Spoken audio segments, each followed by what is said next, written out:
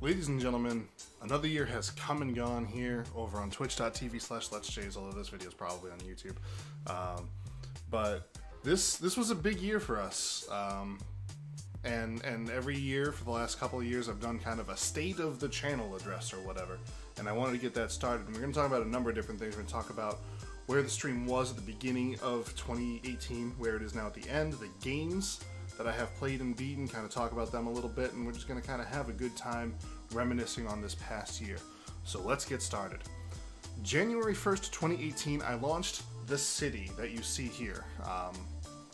I changed the Discord from just like Let's Jay's streams to Let's Jay's City. We kind of dropped a city theme on everything from like this background. This didn't come around until much later. And everything kind of became that kind of became like the theme of the stream. It's kind of this world that we've built together. You know, subscribers are citizens of the city. When you follow it, you become or resident rather of the city. And when you follow the stream, you're a part of the city. You're hanging out. Streams happen downtown. We have conversations at the cafe, things like that. And I'm looking to expand upon this in 2019, but that's going to depend on a few logs in the fire, and we'll talk about that at the end of things. But with the city came 18 games that we completed in the year 2018.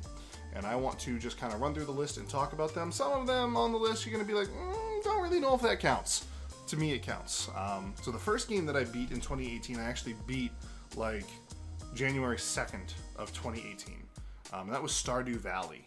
This is a game that I put a lot of time into for a while now, but at the beginning of 2018, I finished the second year on your farm. And when that happens, you get raided. You know, the story kind of comes to a conclusion where it's like, okay, you can continue to play, but for the most part, you're kind of, the story aspect of it's done. You can continue to explore in the mines and you can do things like that, but your grandfather's ghost kind of comes back and raids your farm. I kind of saw that as a conclusion to that game, so I put that on my list. And if that doesn't count, then the next one certainly does. Myself and Polygon John and Zeronium and RDS150, all three of which are streamers and good friends of mine and good friends of the city, got together and we played through heists on GTA Online. This was some of the most fun I've had gaming in 2018. It was a grand time. It was a lot of fun, and it was very frustrating. When we started doing heists, the snow effect was still happening for like the first two heists we did. It made driving cars and things like that very difficult, which in Grand Theft Auto, driving cars is a major part of the game. And it was very frustrating. We experienced a lot of bugs and glitches, you know, the most famous of which is when Rishkovsky, who is the person you're trying to save in the second heist, wouldn't cooperate with us and was flying the plane normally and having a grand old time, and then he just suddenly died for no reason right at the end of a very frustrating heist. I think that was my least favorite out of all the ones we did. And so that was very frustrating, but it was also probably some of the most fun I've had gaming in a long time. Up next on the list is, again, one that counts but doesn't count, is A Link to the Past Randomized. I've done a bunch of these. I continue to do a bunch of these. I beat my first one earlier, not my first one of the year, early in the year, so I put that on the list. That counts. I have a lot of fun with Link to the Past Randomized, Randomizer. I do co-ops with Fraser, Zeronium a lot. And I don't know, it's a lot of fun. It makes you think. I like thinking. I like puzzles. I like getting items and saying, okay, this is where the logic of the game is pushing me. You know, I have the mirror and the boots, and that means I can check these things and go here and do that and whatever. I really like thinking through a game like that. And so I really appreciate that. Next up on the list is I beat Shovel Knight. It's a game that I had beaten before. But myself and the same gang that I played GTA with... John, I'm filming a video, please. What do you want? Rude. Myself and my friends, we raced through it. I got last, I think, but it was still a lot of fun. Shovel Knight's a great game, and I love it. and I would not trade that experience despite the fact that I lost the race. I would do it again in a heartbeat. And then I beat Portal 2 co-op mode with John. I think that was in March or so. Again, I had beaten that before on my YouTube channel. There's a full Let's Play of myself and my brother beating that game. And it was a lot of fun. I love Portal. Portal's a great series. I had just beaten Portal 1 and 2 a year ago in December of 2017. And I loved both of those games. Portal 2 still to this day is some of the best writing I've ever seen in a video game, in my opinion. I liked it a lot. Up next, I jumped back into The Legend of Zelda Breath of the Wild, not to beat the base game again, but to beat the Champions Ballad DLC, and I do count that kind of as beating its own little... It's like a mini game attached to Breath of the Wild. You know, there were more dungeons to do, challenges to overface, more bosses.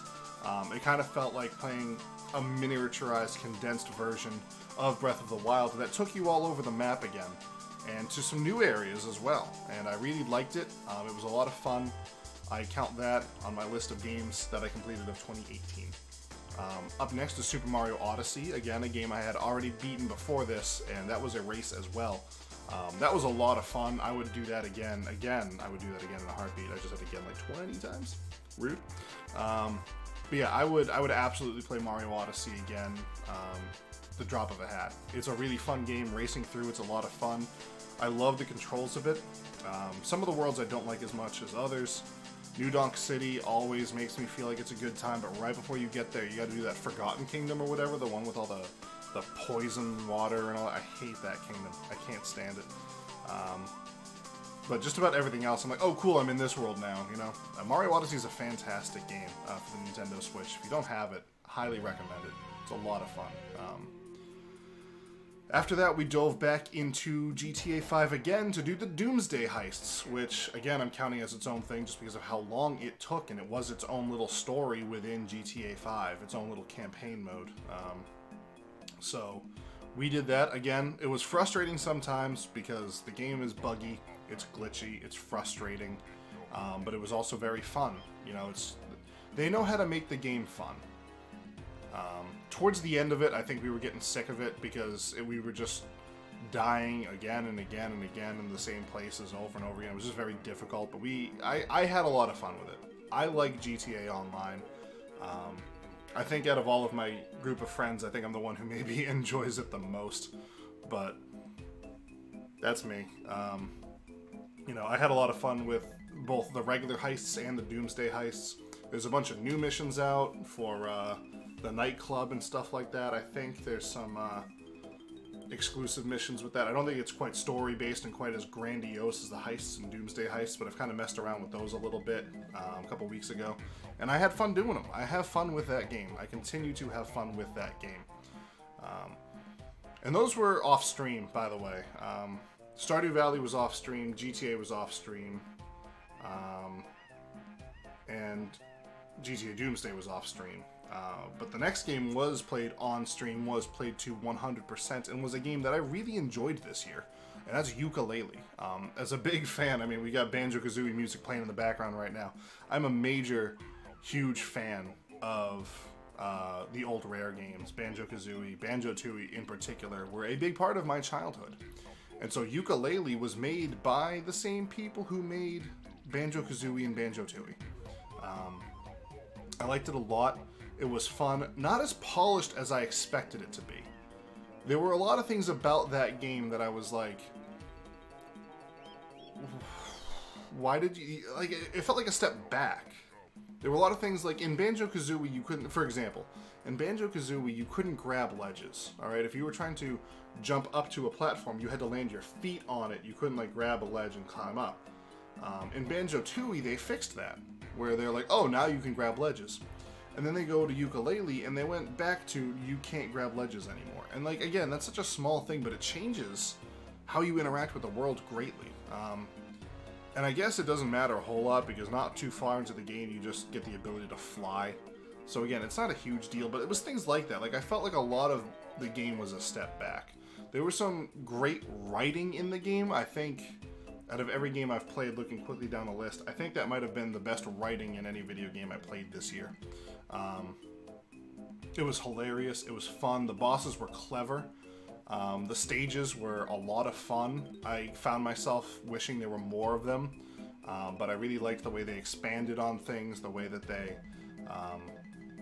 grew the stages as time went along, and how it interacted with you, the player.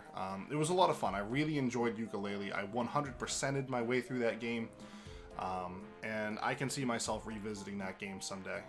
Someday sooner than later, maybe. After that, we got into Ocarina of Time Randomized, which is what you'd expected it to be. Ocarina of Time, but all the items are shuffled around.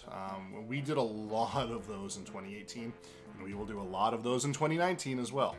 I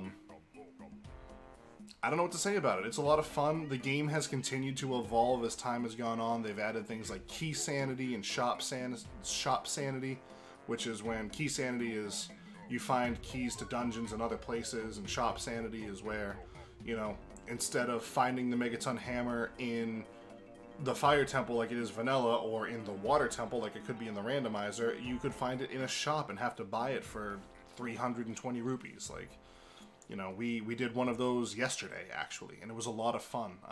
One of the things I want to break into in 2019 is a multi-world randomizer, which is when I'm playing with other people and we're all playing different seeds.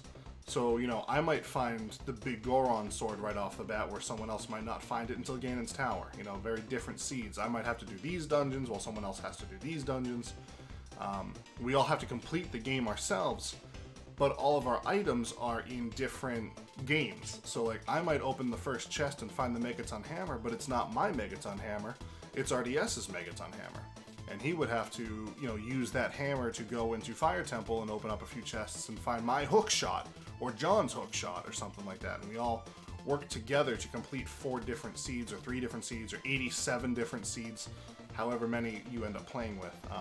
We tried to get that set up like a month and a half ago, and it's very complicated. We're still working on it, and we're going to continue to work on it because it's something I'm passionate about doing, and I really want to see us do. But it was a lot of fun. Up next is a game that's very near and dear to my heart. It was the game that back when I was in college and I wanted to start a Let's Playing YouTube channel. Now this was 2012, early 2012, late 2011 actually. This was the game that I was like, this is the game I want to Let's Play. And I didn't start with this game because I wanted to learn how to make a Let's Play, basically. And so I started with some lighter games. I did some games on HomestarRunner.com and some PETA Flash games, Portal the Flash version I played. And then once I felt like I got my toes wet enough with some other bigger games, Lego Lord of the Rings, things like that, I jumped into Mario & Luigi Superstar Saga. Now this game saw a re-release for the 3DS this year, but I really do prefer the original version for the Game Boy Advanced. It's one of my favorite games of all time. I love the Mario RPGs. I love the Paper Mario series. I love Super Mario RPG. I've actually never played it, but I do really like that game. And I love the Mario & Luigi series. I think Superstar Saga is my favorite out of all of them, and I've never played Bowser's Inside Story. I guess I should put that as a disclaimer, but that's also coming. That's getting a re-release this year. It may have already come out. I've kind of felt behind on that. But they're great series, and Superstar Saga is one of my favorites out of all of them. And I had a lot of fun playing through it on stream. And I would probably do it again. It's a light game. I can do it pretty efficiently. I know the game very well. I've beaten that game probably 15 times now since it came out, and I have a lot of memories tied to it, you know. Good and bad. Good and bad. Up next was an off-stream game. This is actually, not many people know that I played this game this year, and this was not for the first time. I had beaten this game 2 or 3 times before, but I actually played Plants vs. Zombies. I just chilled with it off-stream. I had a lot of fun doing that. Plants vs. Zombies is a great game. It's a tower control game. It's made by PopCap Studios, who got destroyed by EA. So if you can find an older version of the game where you're not constantly being ruined by EA ruining things, I would recommend playing that game. Next game I also beat off stream. I played most of it on stream over a year ago, and I got to the very end of the game and wasn't able to finish it in the time that I gave myself, and I was very close. I was like, I'm just gonna hop on, beat this game real quick, and that's Until Dawn. Until Dawn's a great game. It's a hilarious game to watch me play because I don't do well with scares and jump scares. It's a big decision-making game where you can permadeath some characters, all the characters actually. There's multiple endings to it depending on how many people are left alive, how many people die. Basically, you're a group of teenagers in a cottage in the woods in the winter on a mountain, and people are getting attacked and dying, and you need to survive until dawn, because that's when they can get the search party out to save you. It's a good game. I like it a lot. If you haven't played it, play it. It's for the PlayStation 4. It's an exclusive. After that was probably one of my favorite games of this year, and that's Marvel's Spider-Man. I talked about this a lot on our podcast that I have with Matt Lane over on his channel, Matt Lane Let's Plays. So I'll keep it brief here, but it was probably some of the most fun I've had just playing a game. It's an open world based in New York, very accurate to New York, and just web slinging around was very satisfying to do. The combat was very satisfying to do. There's a lot of DLC for it, and I'm just going to wait till it all comes out and just kind of buy it all at once, play it all at once, probably on stream. I played this game through on stream. It was fun. It was a lot of fun. Definitely had some rough moments where I was like, no. And I have my complaints about the music and all that stuff. That's all well documented. I don't need to go into that. But overall, might have been one of my favorite games I played this year. Marvel Spider-Man is a fantastic experience. Again, it's a PS4 exclusive. If you can play it, I would play it. I'm not a big Spider-Man lore guy. I don't know a whole lot about Spider-Man. I didn't realize that the Shocker and Electro were actually two different villains that you fought in the game. I thought it was the same guy that just like got an upgrade. But yeah. And I had some people in chat, shoutouts to RDS150, the best mod, for kind of keeping me in on the lore. But even if you don't know anything about Spider-Man, you can still really enjoy this game. It takes place late in Peter Parker's life. There's no origin story, which I love. He's already been Spider-Man for 7 or 8 years at this point. And it's just a great time. And I really would recommend that game highly. After that was our Halloween game. I played through Limbo. Limbo is a fantastic indie game. It's a black and white. I really wouldn't call it a horror game. It's kind of like a thriller puzzle. It's not even really a thriller. Suspenseful puzzle game. I don't know exactly what you would describe that game as. But I like the puzzles aspect of it. I was pretty good at Limbo. If you go back and watch my playthrough of it, I think I saved it. I felt like I was pretty good at the game. There was only like one place I felt I got stuck, and I missed the secret area. I didn't even know this until I watched a video on it, but apparently there's a secret area in the game with some really hard challenges and puzzles. So maybe next year for Halloween, we'll try to get to that secret area and do the challenging puzzles. But Limbo was a delight, a fantastic experience. I loved it a lot. Up next is an off-stream game, and that was Apollo Justice, Ace Attorney, which is part of the Phoenix Wright. It's a spin-off of the Phoenix Wright trilogy, all of which I played through last year off-stream, because I had them on the 3DS. This one, Apollo Justice, I started to play through on-stream, and it wasn't super well received. So I was like, I'm not going to sit here and try to fight for an audience to play this game I really want to play. I'm just going to keep this one to myself. And I had a blast playing Apollo Justice. I had heard, a lot of people told me, it's the weakest, worst game of the entire series. It was a bad game. A lot of people told me that it's not fun, it's not a good game. If you like Phoenix Wright, you'll hate this game. I loved Apollo Justice. I thought it was great. The ending was a little strange, and I'm not going to spoil the ending or whatever. I did see it coming.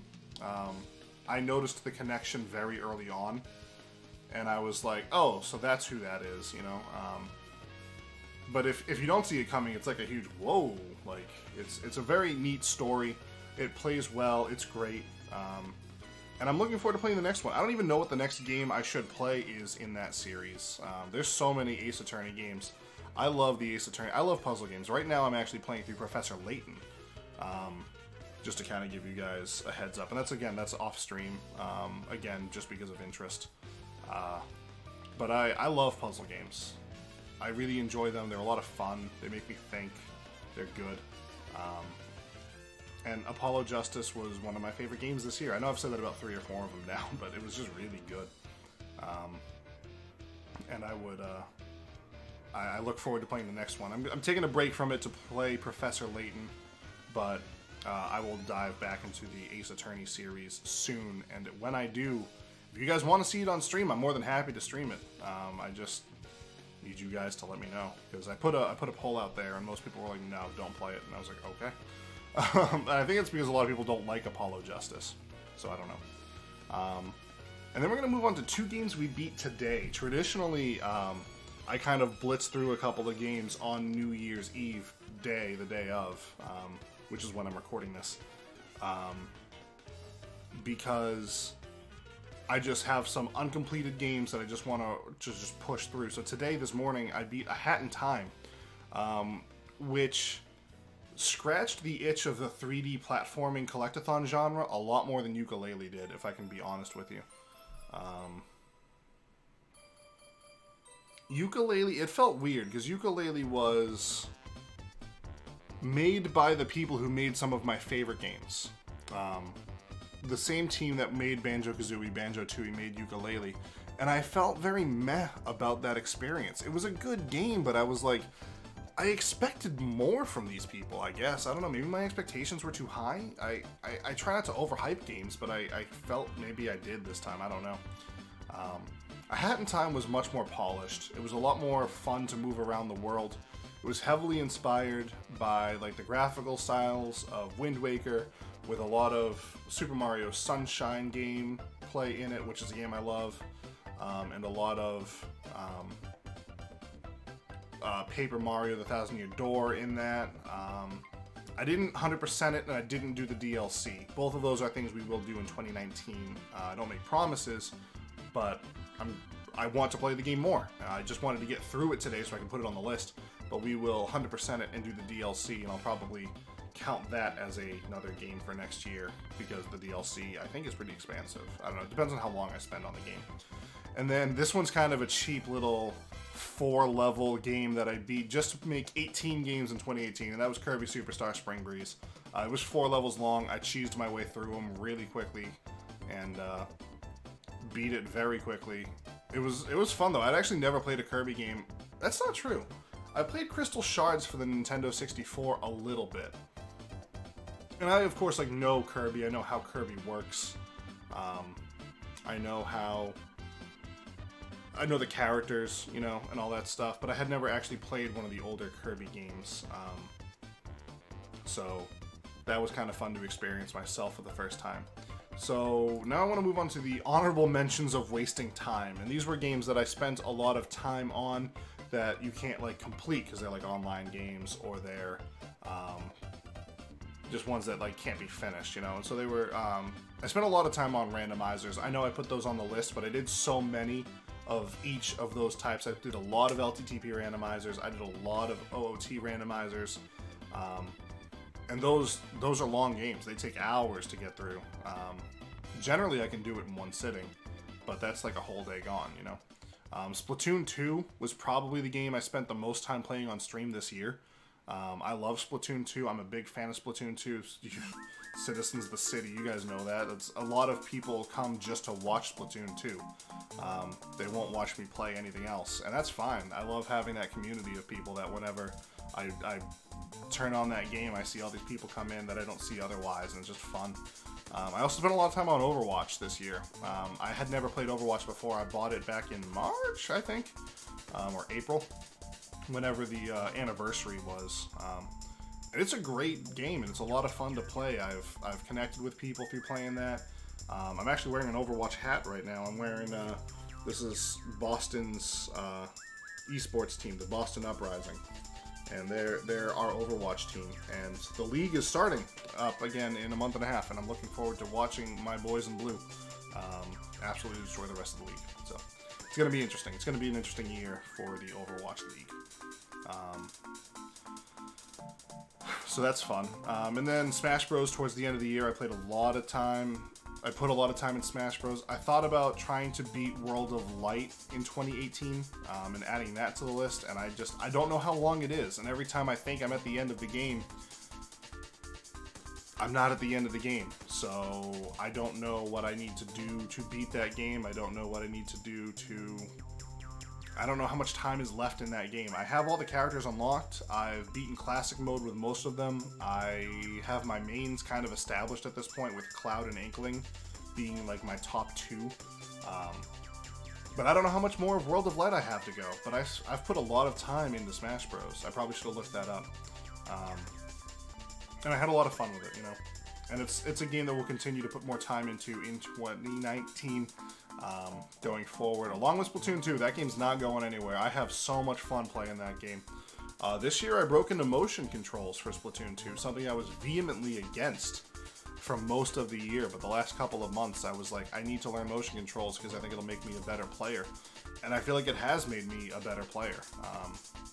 Had a lot of fun with it. So that's it for kind of the games I've played this year. There's some smaller ones here and there, games I didn't finish yet, things like Yoshi's Island, To the Moon. That's a game I started in January that I just put down and didn't pick back up and finish. I could finish that game in like an hour and a half to 2 hours. I could probably finish it today. I'm not going to. But that's that. We have so many games we haven't beaten yet. The game of the year, according to the Game Awards in 2018, was God of War. Chroma keyed out a little bit. And I'm looking forward to playing this game in 2019 rather. Part of me wants to just sit down and just stream it all day tomorrow. I don't know if that's going to happen because I have a wife and responsibilities and things like that. But I'm looking forward to playing God of War. Dark Souls 3 continues to be another game that haunts me, that I just can't beat. Apparently I'm close to the end. I actually didn't realize that. I thought I was at like the 1/3 point. And my friend Matt was like, oh no, you have like 4 bosses left and you're done. And I'm like, oh. So I don't know, maybe we can just put a long day or a couple of long days into that game and beat it. We'll see. I'd like to beat that game, and then I want to start again to see how good I am. But I also want to work my way into Bloodborne because that game's similar but different, and I want to see what I can do with Bloodborne. I think I'd be better at Bloodborne than I am at Dark Souls 3, but we'll see. I own Dark Souls 1, 2, 3, and Bloodborne, and I'd like to beat all of them at some point. So that's that. So let's talk about some like how the stream progressed through the year. Oh, also I put a lot of hours into Fortnite. I forgot to put that one on the list, but I played a lot of Fortnite, and we're going to continue to play a lot of Fortnite because I enjoy the game. Get the airplanes out of the game, but I enjoy the game. So yeah, as you may have noticed when I held up this thing and the fact that I'm not actually sitting in the foreground of a pixelated city, we have a green screen now. That's something we didn't have earlier this year. So we added a green screen. Something that we will be exploring in 2019 is the Elgato Stream Deck. I have one. I'm working on getting the software up and running / upgrading to Windows 10 because the software only works on Windows 10.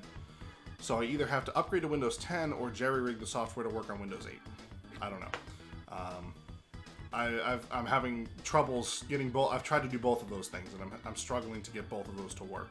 But hopefully in 2019, I'll be running Windows 10, and I'll be working with the Elgato Stream Deck. I'm looking forward to using it. I can't wait. Going back and looking at some of my earlier streams from this year, I just feel like I'm a better streamer in general. I feel like I can keep interest going. I feel like I can flow a lot better. I've learned a lot about streaming this year, and I'm happy about that. And I'm looking forward to growing as a streamer in 2019.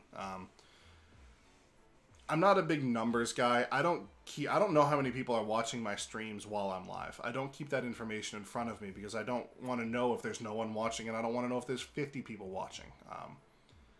Both of those things have happened this year. I've had streams where I've had upwards of 60, 70 people watching me stream, and I've had streams where I've had absolutely no one watch me stream.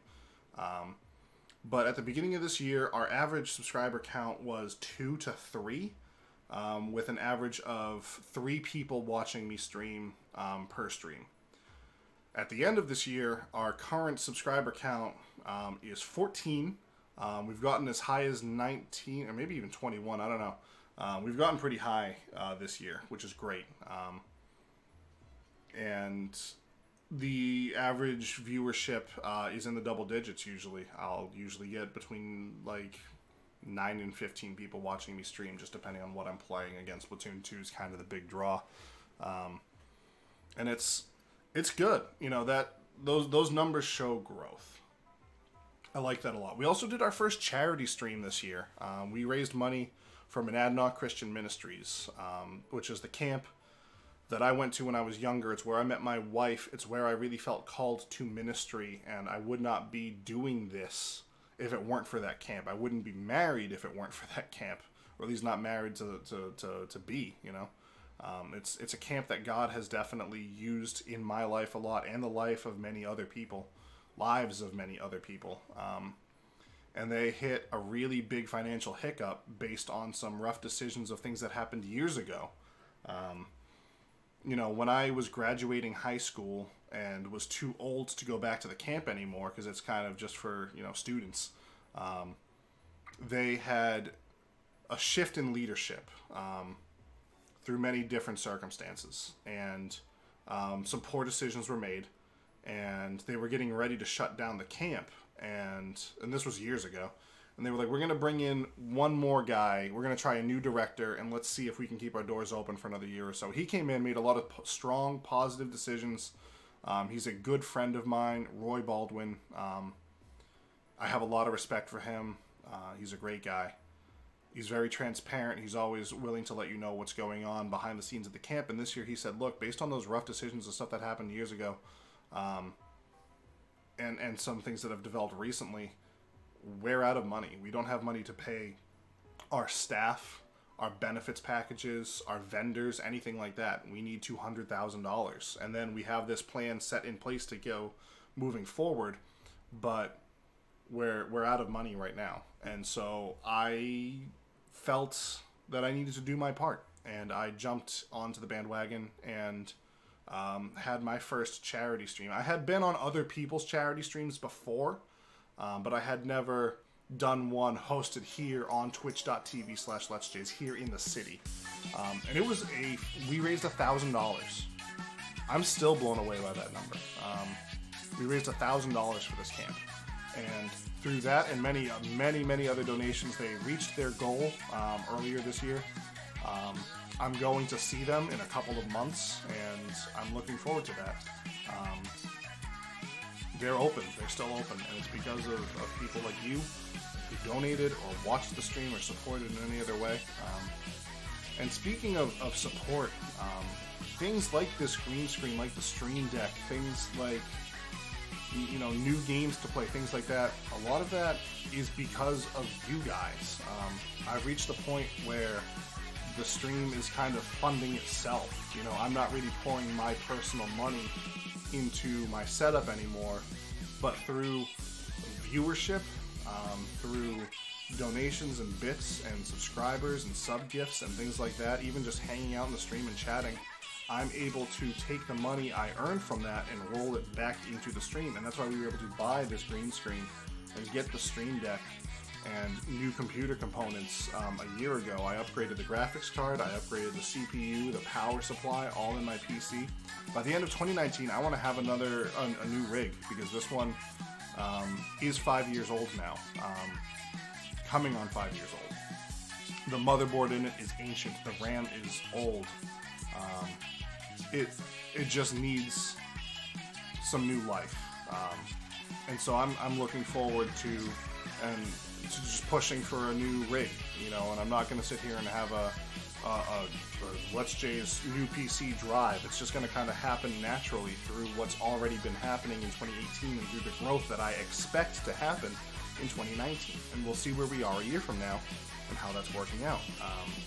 Kind of my goal is to save the money that I make through streaming from now until the next Black Friday, and then buy all the components I need to build a strong rig that will last me a long time, because this machine's lasted me a long time, and I didn't put a lot of money into it, and so I'm looking forward to upgrading it and maybe even getting an entirely new rig depending on how much we're able to raise. And again, I'm not going to sit here and have a charity drive for it or anything like that, but I'm looking forward to that and to the things to come.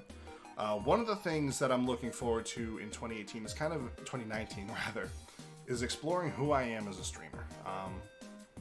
This was kind of something that came up a little while ago, about how, you know, people, when I'm playing Splatoon or Smash Bros, are like, oh, Jay's getting really angry, he's really salty. It's like, no, I generally am not. I'm over exaggerating how I actually feel. And sometimes I do get salty. I'm not going to deny that. But a lot of times I over exaggerate. I put on a performance, you know, to try to be entertaining, because that's a big part of what I do, is entertaining. You know, if I just sat here and played a game with no commentary, what's the point of that? You know, it's the streamer that you come to watch, not the game as much. And so I try to be super entertaining, but it kind of fell into this thing where I wasn't being... I don't want to say I wasn't being myself, but people thought I wasn't being myself. They're like, oh, so that's not... We're not watching like the real Jay, you're just a character? Like, no, it's pretty real to who I am. I just kind of over-exaggerate a few things, and I'm looking forward to better defining that line of, you know, being genuine and not being fake, not putting a mask on, but still putting a performance on. It's actually difficult for me. I've really tried to find a streaming persona that's not fake, you know what I mean? I want to be real and I want to be genuine, but I don't want to be boring. So I want to work at that. I don't know. It's interesting. And so that's something I'm going to be exploring in 2019 as well.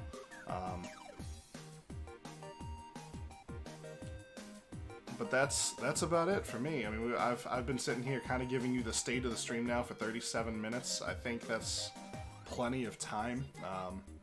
I'm looking forward to 2019. There's going to be some big things happening in 2019 in my personal life that may bleed over to the stream. I don't want to really talk about it a whole lot because I don't know what's going to happen. There's a lot of what ifs. Maybe this could happen. Partnerships, sponsorships, things like that. Might not happen. Probably won't happen. But there's possibilities out there. I'm going to continue to trust God. I'm going to continue to trust me and who I am, that I will listen to the people I need to listen to help guide my life and help guide this stream in the direction it needs to go. That sounded really cocky. I don't mean to trust me as like I know everything, but I'm going to continue to do what I do. I'm going to continue to be who I am, and I'm going to continue to explore those things in the coming months. 2019 is going to be a good year. You know, I hope your 2018 was great. If it wasn't, you get a reset button. Let's hit it together. You know, at the beginning of every stream, there's this verse that's on the stream. Let me, oops, this one. It's this here. You are, what? I don't know why Arias' chat box is there. You are the light of the world. A city set on a hill cannot be hidden. Matthew 5:14. That verse means a lot to me. It means a lot both to the area that I'm in, and it means a lot to the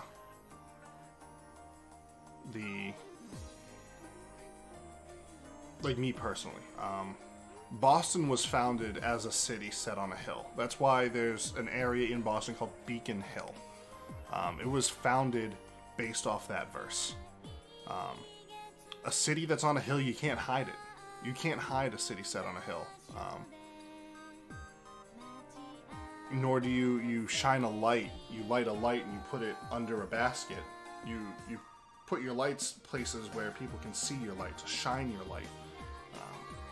And I love that verse in the Bible. You know, it's basically Jesus telling people that, you know, when when you have Jesus in you, that's a light you can't hide. And I'm not... When I started Let's Jays back in 2011, I know I started the city last year, but I started Let's Jays in late 2011. I was a Bible college student in Boston.